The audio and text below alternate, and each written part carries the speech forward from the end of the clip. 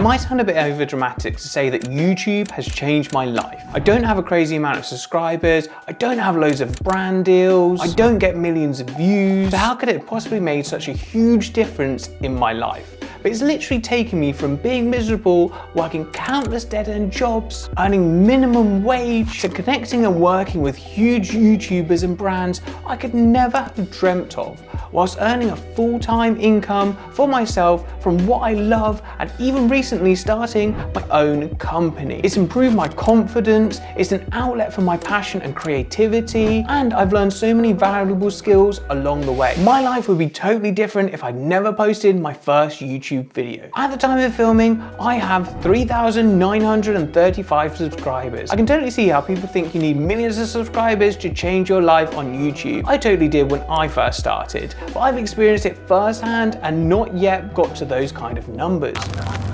I know that you can literally change your life with a couple of hundred or thousand subscribers, because YouTube has been such a huge part of that change for me, literally every step of the way from the very start right up to the present day right now. Before I started on YouTube at 18, I was very low in confidence and always been an introverted person. I didn't go to university, I hadn't ever edited a video, and I started a dead-end job that I found in the local newspaper after quitting my night shift job at TK Maxx. I did so many of these dead-end jobs: cleaning, packing sweets, washing dishes, selling t-shirts, selling football boots, making circuit boards, drawing out cupboards, the list goes on. I was kind of miserable and not knowing what I should do with my life. And I think this just shows that you can't wait for the right time. There is no right time, especially with something like talking to a camera. If you haven't done it before, it really is a skill that needs to be practiced and take your time to learn. And you just need to get started and learn on the job to be able to allow yourself to improve. Your first videos probably won't be very good. I know mine certainly weren't, but it's so key to put that time into learning and keep pushing content out, to not only grow your channel, but also to grow your own skills and the confidence in those abilities. For me, talking on camera is something that I've always majorly struggled with. I always write a script and I still mess up so many times. It might look somewhat polished, but you have no idea how many times I mess up. Putting yourself out there and But it's something that when I look back on my first videos, I can see how far I've come. I was super low on confidence back when I started. I remember at one of my first jobs, just before I started my YouTube channel. This is such a clear memory to me because of how low it made me feel at the time, although it's actually quite funny looking back at it now. I had my first ever review after a year, and the boss gave me this big talk about Native Americans in tribes, how the whole business was like a tribe, and everyone had a different amount of feathers in their caps, showing how high up they were in the company. He then went on about how other people at the company were destined to have 10 feathers in their cap and all the power, becoming the chief of the tribe. And whilst I was doing really well, I was destined to only ever have one and just stay at the bottom, being happy with what I'd been given, and I was just there for the ride really. I was putting in so much effort, and to basically be told I was never going to succeed at anything, what a way to motivate your staff, right? And as you can probably guess, I quit pretty sharpish after that and spent all of my money that I'd earned on a month traveling in Cuba. At this point, although I was having an insanely incredible time in Cuba, I would highly advise traveling there, by the way. Unlike any other place you will go, with the classic cars and the history, I couldn't help thinking I was right back at square one again once I got back to the UK and would be back at another dead-end job. Low on confidence, no money, and no future plans at all really. And although I did get back and went straight into that dead-end job, little did I know the game had actually changed for me, because I started to film and edit my first ever YouTube video. It took me 2 months to make, and the edits were still terrible, but it was literally just a fun way to remember and look back on my travels that I'm so happy I actually did now. And little did I know this would spark off a whole different adventure and path for me.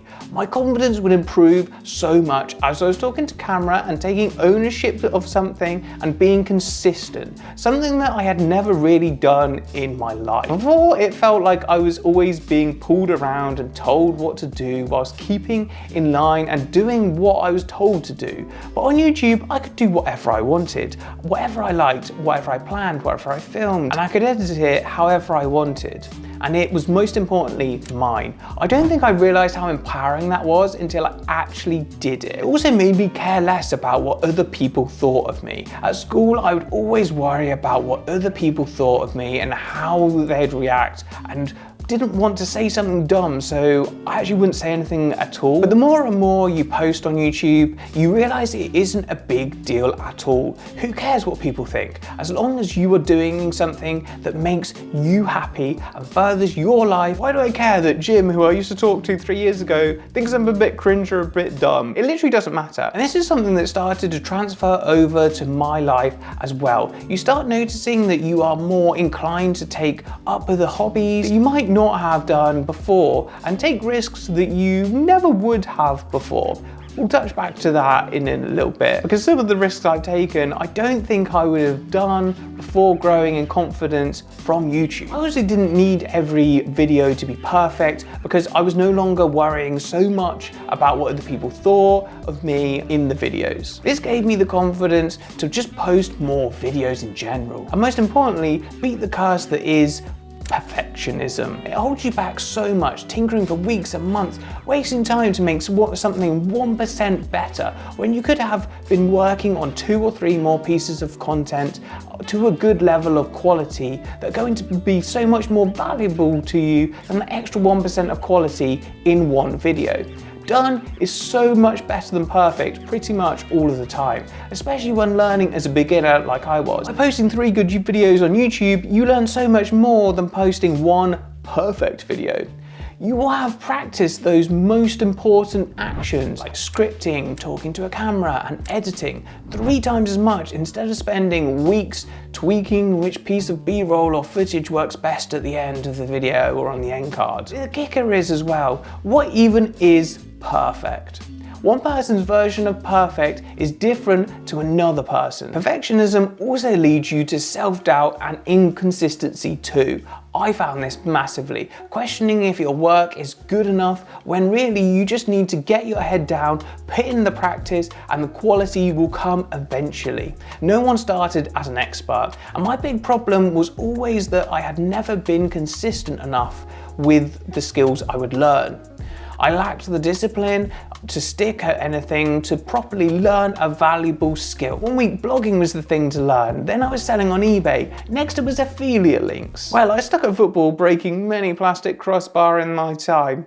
But unfortunately, as you can probably tell, I never earned much money from that. All of those skills I'd been motivated to start with, but give it a couple of weeks, I was making excuses to myself as to why I couldn't do it, binge watching down a YouTube rabbit hole or watching repeats of Prison Break instead of learning the new skill that 2 weeks ago was so important to me. But damn, Prison Break was good, wasn't it? Before they all started chasing around that little silly box thing and all that in the later seasons. Motivation and discipline are 2 different things. Motivation is very short term, the hype you feel and the excitement from something promising. Discipline is making sure you stick at that over the long term, making sure you don't get distracted by TikTok, having those days where you should be working, but instead you're just watching Netflix or something.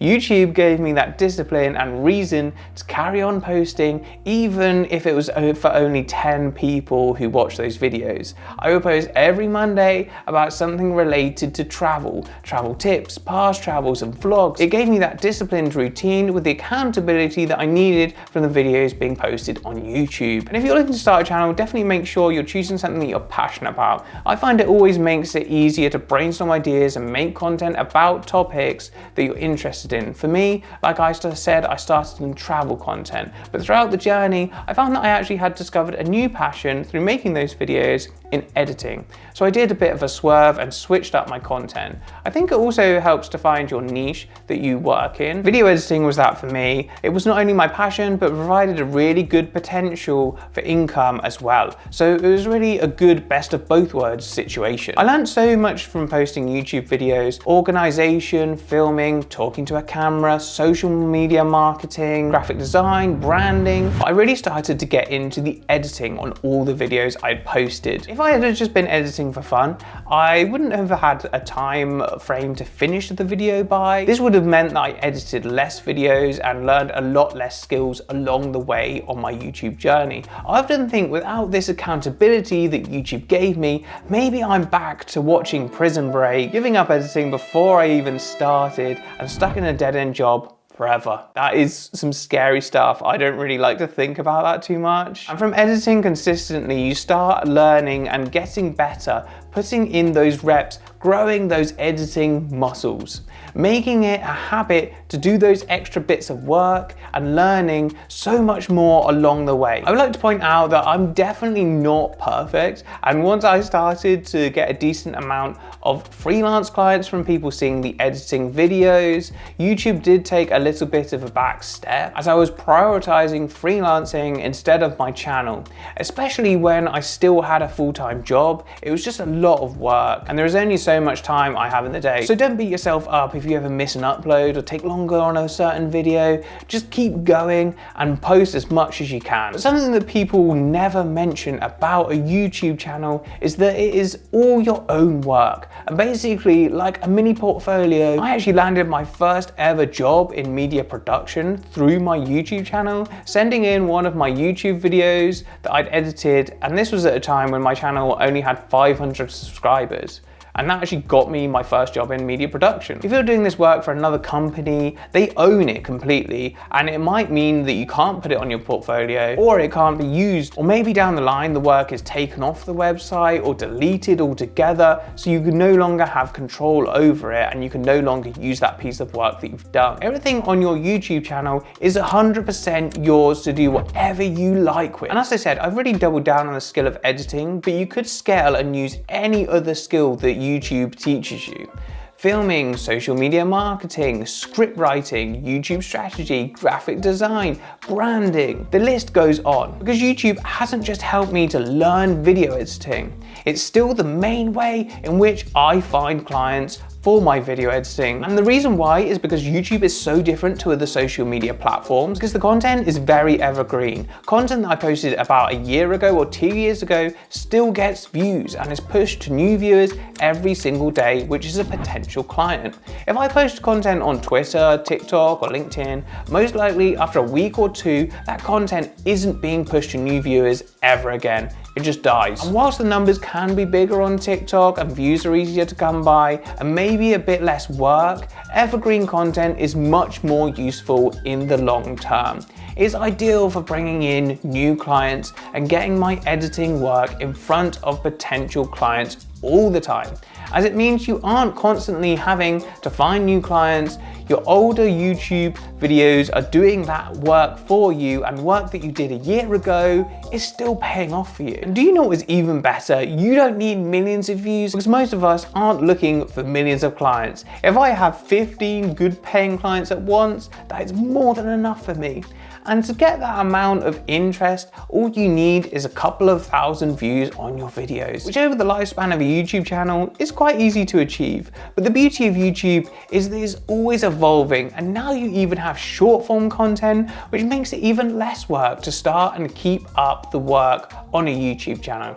You can even cut down your long form videos and make more pieces of content for your YouTube channel than ever before, to get in front of more eyes and a different audience and gain more exposure. Whichever niche you make your content about, putting yourself out there and advertising that you do that on YouTube will help you gain clients in that field. It doesn't have to be just limited to video editing. And it's literally helped me from having a full-time editing job to full-time and a bit of freelance on the side, to freelancing full-time, to actually starting my own media company. As for the future of this channel, I'll be doing a lot more down-to-earth videos about what YouTube is really like, YouTube editing breakdowns, the good and the bad of starting a business, as well as a few 30-day challenges thrown in there, and general editing tutorials. And if there is anything specific that you guys want me to film or want to see on this channel, do let me know in the comments down below. At the end of the day, I want to make content that you guys are going to find useful and entertaining. And if that sounds at all interesting to you, make sure to subscribe and maybe we can hang out every week.